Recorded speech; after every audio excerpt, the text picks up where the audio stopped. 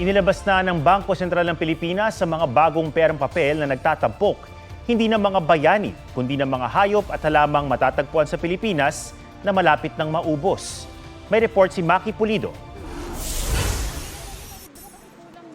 Timing sa mga nagbabalak na mamigay ng mga malulutong na papel lalo't 2 araw na lang bago ang Pasko, ang mga bagong perang sinimulan ng i-release ng Bangko Sentral ng Pilipinas ngayong araw. Pero kung gusto pang magpa-quiz ni Ninong at Ninang sa kung sino ang nasa pera, wag nang itanong ang mga bayani dahil inalis na sila. Sa halip, tampok ang mga hayop at halamang matatagpuan sa Pilipinas na malapit ng maubos. Para sa historia na si Professor Ferdinand Llanes, sa panahong hindi kilala ng marami ang ating mga bayani, lahat dapat gawin para sila'y ipakilala.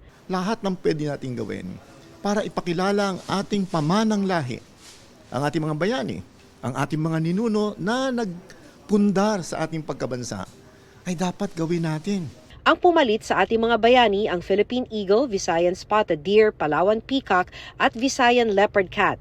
Ilan sa nasa 700 endemic animal species na nasa kategoryang nanganganib ng maubos. Hina-highlight natin ang conservation needs ng ating mga threatened species para ma-direct yung ating attention, matulungan ang ating mga programs. Two sides naman daw ang pera, sabi ni Llanes, kaya sana hindi na tinanggal sa pera ang mga bayani. Itong current 20 peso bill natin, sa isang side, nandyan si Manuel Quezon. And then sa kabila, makikita mo yung Asian palm civet. So why not a compromise, di ba? Sabi ng BSP, pinatataas ng bagong disenyo ang kamalayan sa mga nanganganib na hayop at halaman.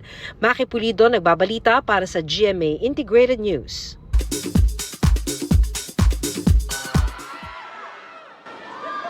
Kumusta kayo?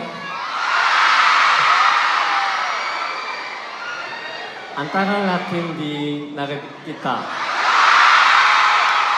Certified Oppa Jung Hee-in nagpakitang gila sa pagtatagalog sa fan meet nitong weekend. Na-miss niyo ba ito, bago?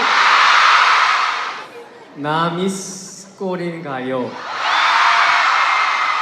Masaya akong makita kayo ulit. Isa namang K-pop idol ang magbabalik Pinas after 7 years. Gaganapin ang The Lightyear solo concert ni Taeyang ng Big Bang sa February. Kapuso drama king Dennis Trillo may exclusive interview with the P-pop Kings SB19.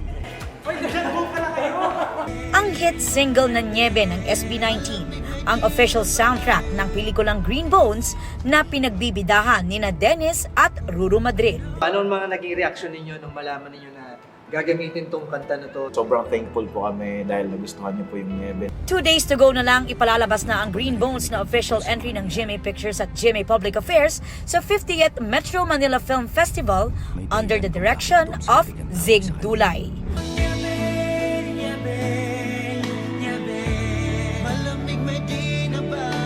Aubrey Carampel, nagbabalita para sa GMA Integrated News.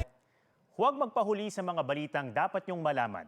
Mag-subscribe na sa GMA Integrated News sa YouTube.